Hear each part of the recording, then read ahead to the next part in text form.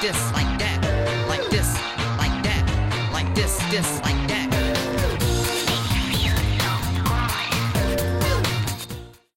Eh bien, bonjour tout le monde, on se retrouve pour une toute nouvelle vidéo de Theme Park Tycoon 2. Je suis très heureux de vous retrouver comparé à la fois dernière, puisque on a eu 2-3 petits changements. Donc si jamais vous n'avez pas vu l'épisode précédent, évidemment, allez surtout voir l'épisode de la semaine dernière, hein, n'hésitez surtout pas. Alors il n'y aura pas le lien dans le petit i, je vous laisse vous débrouiller, mais je suis sûr que vous connaissez tellement bien ma chaîne que vous arrivez à le retrouver. Même si vous n'arrivez pas à le retrouver, je suis sûr que quelqu'un dans les commentaires arrivera à vous aider. Mais bref, donc on est parti pour cette nouvelle vidéo. Donc je suis désolé si voilà, je suis pas aussi énergique que d'habitude parce que tout simplement je suis un petit peu malade. Donc j'aimerais m'excuser, mais bon, c'est pas de ma faute, hein, mine de rien. J'ai l'impression que c'est un petit peu la période. Bref, on va donc entamer cet épisode par justement vous énumérer les nouveautés. Juste après, on va direct entamer les travaux d'une petite chose qui est pour moi super importante qu'on n'a jamais fait dans le parc. Mais qui est plutôt cool et plutôt sympa en termes d'esthétisme. Oui, parce que c'est purement esthétique et c'est clairement pas très utile dans le jeu en tout cas. Donc, pour vous énumérer un petit peu les nouveautés par rapport à la fois dernière, donc déjà la petite guérite a bien changé, j'ai mis des petites bordures etc. Pour que ce soit beaucoup plus joli. J'ai déjà essayé de prolonger un petit peu la bordure du restaurant. Pour ce qui est de l'intérieur du restaurant, pas grand chose ont changé. Vous voyez que rien n'a foncièrement bougé, hormis 2-3 petites lumières qui sont posées ici, là, sur les piliers qui retiennent le toit de ce restaurant. On a des tables, des chaises comme on avait posé la fois dernière, et puis des petits stands de restauration qu'on a placés juste ici. Voilà, rien de folichon en somme, mais c'est quand même bien sympa de pouvoir un petit peu vous dire ce qui a changé. Donc, aujourd'hui, comme je vous ai dit, on va pas s'attarder visiblement à quelque chose de très utile, mais on va plutôt s'attarder à quelque chose de inutile. Pas du tout. Non, c'est pas si inutile que ça. On est plus dans la catégorie du voilà, on le met pour le réalisme, mais en soi, c'est clairement pas très utile dans le jeu. Alors, ce qu'on va faire, c'est un petit stand photo. Oui, on va faire un petit stand photo. Alors, le souci, c'est qu'il y a deux problèmes. Alors déjà, le premier, c'est qu'il va falloir, bon, déjà poser le photomaton. Enfin, si vous voulez, le photomaton, c'est là où, grosso merdo, nos visiteurs vont être pris en photo sur style Railroad. C'est vrai que je l'ai pas précisé, mais on va faire une photo location. Enfin, c'est pas une photo location, c'est plutôt un photo sur le vif sur style Railroad. Bon, ça, c'est pas trop un souci parce que j'ai déjà l'idée de savoir où ça va se trouver. C'est notamment pile ici. Mais le problème, excusez-moi, c'est de savoir où on va mettre, vous savez, le petit stand de photos pour que nos visiteurs puissent regarder leurs photos. Alors pour moi, le plus pratique et le plus cohérent, ce serait pile en face de la sortie, bam, juste ici. Mais vous voyez qu'on est vraiment à la liaison entre déjà la sortie du Balloon Race qui est juste ici. Hein, souvenez-vous, ici on a un magnifique hall avec ce magnifique petit deltaplane qu'on avait fait il y a quelques épisodes déjà. Mais bref, en fait, ce que je voudrais faire, c'est mettre un petit stand de photos. Alors, est-ce qu'on le met ici ou ici? Bref, on verra ça plus tard, c'est pas trop un souci. Mais d'abord, ce qu'on va faire, voilà, c'est pour vous dire que justement, ce photo location se fera en deux étapes. Enfin, je dis photo location, mais c'est pas du tout un photo location. Un photo location, si vous voulez, c'est quand vous êtes avec, par exemple, des personnages, des animateurs, si vous voulez. Par exemple, avec Mickey, et grosso merdo, vous prenez en photo avec lui. Voilà, je dis ça de manière assez très grossière, mais je pense que vous avez compris un petit peu la philosophie. Tandis que le photo sur le vif, c'est que vous êtes pris en photo dans l'attraction. Alors ce qui est très drôle, c'est que j'ai connu l'époque où on engageait limite des photographes pour se poster à un endroit précis de l'attraction et où à la fin de la journée, on avait la possibilité d'acheter la photo. Ce fut le cas à Plopsaland il y a quelques années déjà. Mais je me souviens que oui, c'était comme ça sur le Flume, sur de Bob's Rake. Et si vous voulez, à la sortie du parc, vous pouviez retrouver votre photo de l'attraction. C'était super cool. C'est vrai que c'est pas si vieux que ça, hein, mine de rien. Ils ont dû arrêter ça peut-être il y a 5-6 ans. Peut-être que c'est beaucoup plus, et dans ce cas-là, mille excuses. Mais je pense que avant les années 2010, je pense que c'était toujours là, de mémoire. Donc c'est parti, on va donc faire notre petite photo location. Donc pour ça, on va prendre une petite caméra. Alors on va prendre la caméra, donc c'est elle qui va prendre la photo. Et généralement, dans les montagnes russes, c'est qu'on a un petit flash, si vous voulez. Alors il est pris indépendamment, si vous voulez, de la caméra de base. Alors, je sais pas si vous m'avez vraiment compris. Mais grosso merdo, la caméra qui prend en photo n'est pas celle qui fait le flash. Enfin, du coup, c'est pas une caméra, hein, c'est tout simplement un flash lumineux qui vient en complément de la caméra. Hop, j'espère que vous m'avez compris. Hop, on va faire un petit no shaping et cette caméra-ci. Donc cette caméra-ci qui sera, quant à elle, cet objet n'a pas de propriété modifiable. Ah, je savais pas ça par contre. Merde, fait chier. Ah ça c'est un petit peu chiant parce que du coup moi je voulais vraiment faire, vous savez, une autre caméra avec, enfin non c'est pas vraiment une autre caméra du coup, mais c'est plus, vous savez, le flash lumineux qui est très emblématique de tout ça. Mais merde, ah oui non c'est pas le brick que je veux moi, c'est tout simplement du bon béton. Ah non, c'est même pas du béton qu'on va mettre. Ouais, c'est du métal, juste un pilier en métal. Voilà, c'est largement suffisant. Voilà, c'est pas mal. Putain, la caméra elle me paraît minuscule comparé à ce qu'on veut faire. Moi, ça me paraît trop petit. Mais je sais même pas s'il y a des formes primitives qui sont de cette taille équivalente de la caméra. Parce que c'est vrai que là, on va un petit peu galérer. Alors, est-ce qu'on a une forme primitive qui est plutôt pas mal? J'ai un petit doute là-dessus. Alors, généralement, les toutes petites formes primitives, c'est généralement à la fin de chez fin. Ouais, ça a l'air pas mal. On peut mettre ça peut-être en flash, même si je vous avoue que je suis pas très convaincu. Mais de toute façon, on n'a pas trop le choix. Hein. On n'a pas trop le choix, les gars. Après, c'est trop... Ah bah non, regardez. Bah là, c'est nickel. Ça, c'est parfait. Perfecto. Si. Ouais, non, ça, c'est vraiment parfait. On va peut-être mettre quelque chose dans l'axe de la caméra. Vous savez, pour pouvoir soutenir notre deuxième agrès. Pourquoi il veut pas me l'aligner en face de la caméra? C'est un petit peu chiant, ça. Hop, hop, hop, hop, hop. Voilà, on colorise le tout. C'est magnifique. Oh, putain, c'est clairement pas dans l'axe, en fait. C'est extrêmement moche. Alors, on va du coup décaler tout ça un petit peu sur le côté, histoire d'avoir quelque chose qui soit quand même dans l'axe. Et là, donc, ce qu'on va faire, c'est un truc que je n'utilise jamais. C'est les orbes lumineuses. Alors, orbes... voilà, en plus on a une toute petite. C'est ce qui va nous permettre en fait de faire le flash, si vous voulez, du ride. Enfin pas du ride, mais en l'occurrence ici du photo sur le vif. Voilà, je vais avoir du mal moi avec mon photo location à la con là. Hop, hop, hop, hop, hop. Voilà, alors on va définir la luminosité. On va la mettre ultra forte pour être en mode, voilà, ça tabasse bien sa mère en luminosité sur le rail. Voilà, là c'est parfait. Alors bon, c'est pas censé tabasser peut-être autant. On va peut-être mettre à 3, je pense que c'est déjà pas mal. Très honnêtement, et puis déjà la portée est quand même vachement élevée. Alors ce qu'on peut faire c'est déjà mettre, comment dire, on va se mettre en opération, on va sélectionner le rail en question, là où on veut déclencher si vous voulez le petit bonhomme en mousse, pas du tout. Ce petit machin là, cette petite orbe, c'est un truc que j'utilise jamais. Mais si vous voulez, c'est trop visible en fait, vous pouvez pas le rendre invisible. Ça c'est con, vous êtes toujours obligé de le planquer quelque chose. Enfin, quelque part plutôt. Mais en soi, ça peut être pratique peut-être pour des Dark Ride. C'est vrai que des Dark Ride, on n'a pas fait non plus, beaucoup. C'est ça le truc. On va peut-être le mettre par défaut éteint. Alors attention. On va peut-être le mettre déjà en par défaut. Bam, en noir. Comme ça, c'est pas trop mal. Mais en vrai noir, ce serait encore plus cool. Et on va le mettre en mode... Est-ce que j'ai fermé le coaster? Voilà, j'ai fermé le coaster pour pouvoir sélectionner le rail en question, pour pouvoir le déclencher avec l'orbe lumineuse. Mais moi, ce que j'aimerais faire, c'est un petit pulse. Ya. Alors, cycle time, on peut mettre un beau 0,5. On peut pas le voir en test, ce truc. C'est quand même cool, non? 2 secondes, je pense que c'est pas mal. Ah, mais du coup, ça fait que 4 pulsations, c'est pas beaucoup quand même. Hein. On va voir en test ce que ça donne. Et après, on jugera pour savoir si on modifiera, enfin, on avisera de tout ça un petit peu. Même si je vous avoue que ça me paraît relativement peu beaucoup, quoi. Alors, hop, on va peut-être modifier un petit peu l'apparence du pilier parce qu'elle me paraît un petit peu trop linéaire, vous savez. Ah putain, on a même des piliers comme ça, beaucoup plus fins. Ça peut être encore plus cool. Voilà, et comme ça derrière, on met quelque chose qui soit quand même beaucoup plus joli. Ouais, comme ça, on a une sorte de dégradé dans la chose. J'aime beaucoup. Ah, ce qui est dommage, c'est qu'on peut pas sélectionner exactement la même couleur que tout le tintouin là. Alors, on va peut-être tester si on peut pas avoir la même couleur que la caméra. Ce serait encore plus cool. On va aller voir ça. Je pense que c'est ça. C'est du test, hein, je vous rappelle. Ah, voilà, là c'est pas mal. Là c'est pas mal. Là on discute. Ah mais non, mais c'est un fake de merde tout ça. C'est nul.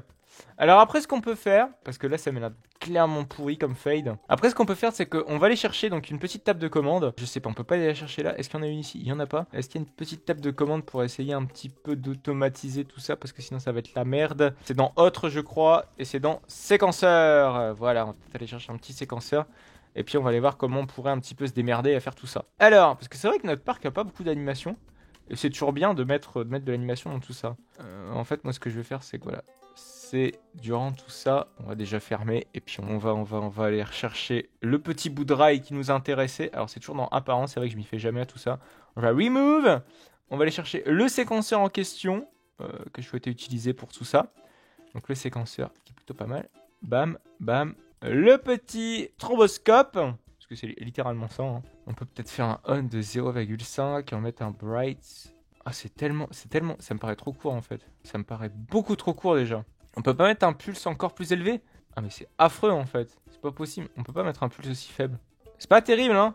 On est d'accord, hein? C'est pas terrible. Alors, on va peut-être mettre en série des déclencheurs comme ça. On va peut-être le mettre en pulse, pareil. Et on va peut-être le mettre, voilà, vraiment au minimum de chez minimum. Ah, là on a peut-être un résultat un petit peu plus sympa.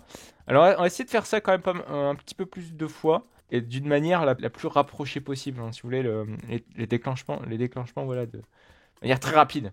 On est censé le faire 6 fois, hein, je vous rappelle, parce qu'on a 6 wagonnets. On devrait même le faire plus de fois, théoriquement. Vous savez, normalement, c'est un par rangée, mais bon, là, on va faire un par wagonnet, on va dire. Donc, on va se démerder ainsi. Par contre, je sais pas si on peut dupliquer. Ah oui, si, on peut dupliquer, donc c'est cool. Bah, dupliquons alors. On aurait dû le faire avant.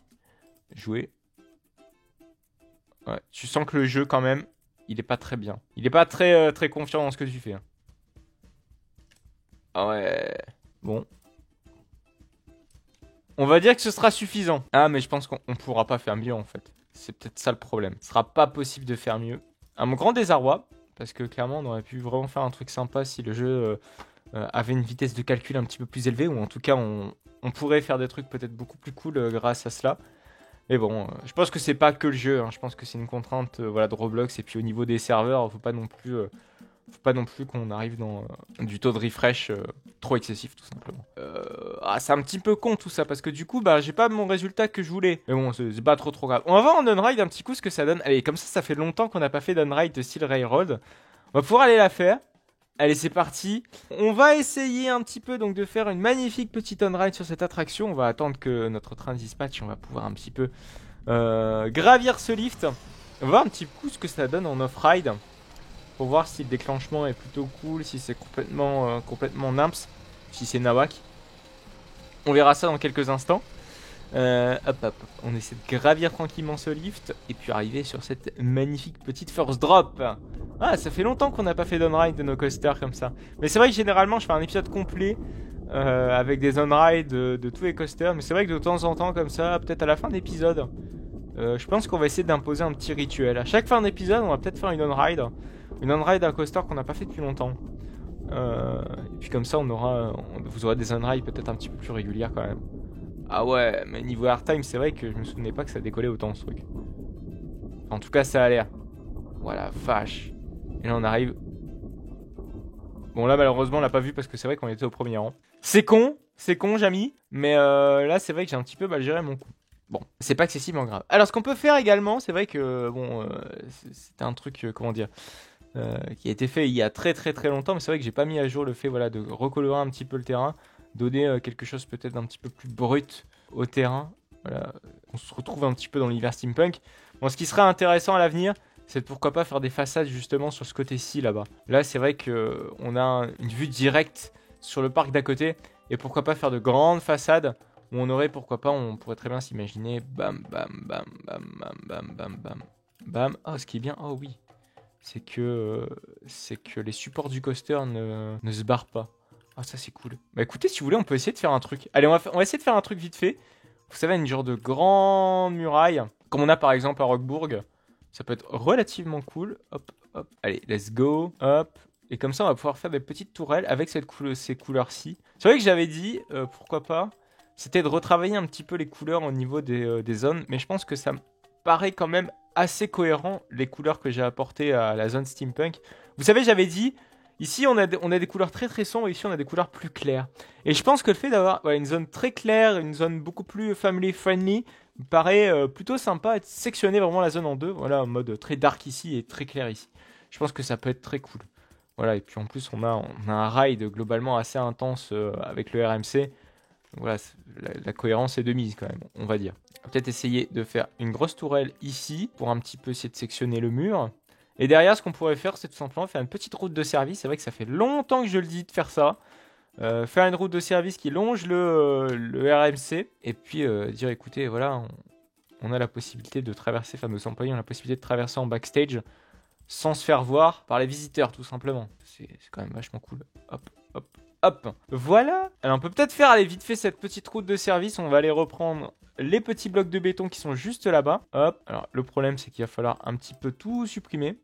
On va mettre en manipulation de blocs, on va supprimer le tout. Et dans l'idée, ce serait de rayer le parking avec cette magnifique route de service. Voilà. Alors là, du coup, par contre, là ici, vu qu'on est sur une tourelle, bam.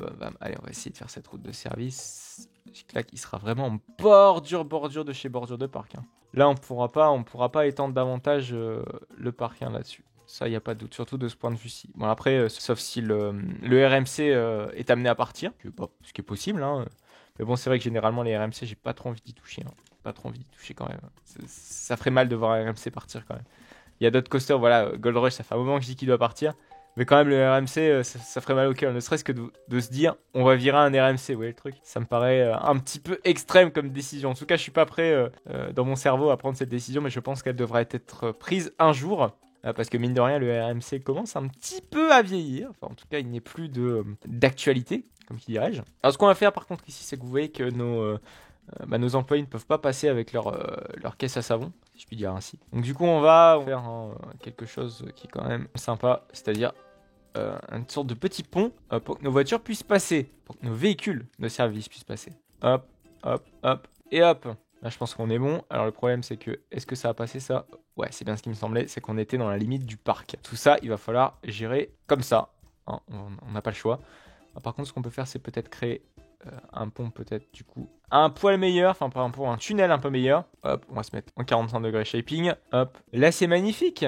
Nos véhicules de service peuvent passer sans souci. Par contre, ce qui m'énerve, c'est qu'on a voilà, la bordure là ici qui pète un petit peu le visu. Et hop, là, on peut continuer la route de service, donc qui va jusque là-bas. Bon, allez, on peut longer le coaster, mais le problème, c'est que, enfin, le problème qui va nous être amené à corriger, c'est que là-bas, vous voyez, on n'a pas la place pour faire passer une route de service. Alors, soit la faire passer en souterrain, ce qui me paraît être relativement onéreux pour un truc pareil, ou on pourrait très bien la faire passer, si vous voulez, sous la structure en dessous, là. En dessous. Mais bref, mais il faudrait refaire les supports, voilà, ça demande du boulot. Dans les deux cas, ça demande du boulot, donc c'est vous dire. Même la route de service me paraît pas très large, donc on pourrait pas faire passer clairement deux voitures là-dessous. Hein. Enfin, là-dessous, ici, là, en l'occurrence. On va se mettre en disable, et on va un petit peu remettre des petits blocs tout sympas jusqu'au bout de le bout. Hop, hop, hop, hop, hop, hop, hop, et hop. Voilà, c'est magnifique. Bon, par contre, pour la délimitation du parc, parce que là, c'est vrai qu'en l'occurrence, ici, ce serait bien quand même de mettre 2-3 petites barrières pour éviter, simplement quand nos véhicules de service circulent ici, voilà, qu'ils ne se retrouvent pas à aller chez le voisin à côté. Alors, pourquoi pas mettre des petites bordures, je sais pas si c'est possible de le faire. Ah non, on va avoir ce même problème, c'est un petit peu chiant tout ça. Ou soit mettre des bordures, soit mettre de la haie.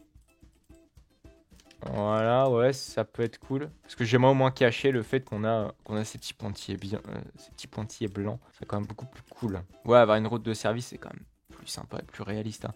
Ce serait bien de faire un petit atelier de maintenance également. Il y a plein de petites choses qu'on pourrait faire des backstage. C'est vrai qu'ils n'ont pas encore été faites. Donc c'est comme quoi, pour l'instant, tout est possible. Hein. C'est vrai que le parc pourrait être amené à changer au fur et à mesure des épisodes, mais c'est encore le cas. Hein. De toute façon, si cette série continue, c'est parce qu'il y a encore des choses à modifier dans le parc. Et aussi parce que notre merveilleux Dan S met à jour très régulièrement son parc, ce qui fait que du coup on a forcément, enfin son jeu plutôt, c'est que nous de notre côté on a également beaucoup de possibilités aussi d'évolution du parc. Voilà. Contrairement à Planet Coaster où là vu qu'il n'y a plus de mise à jour sur Planet Coaster, vu que le jeu n'est pas mis à jour, voilà c'est bon quoi.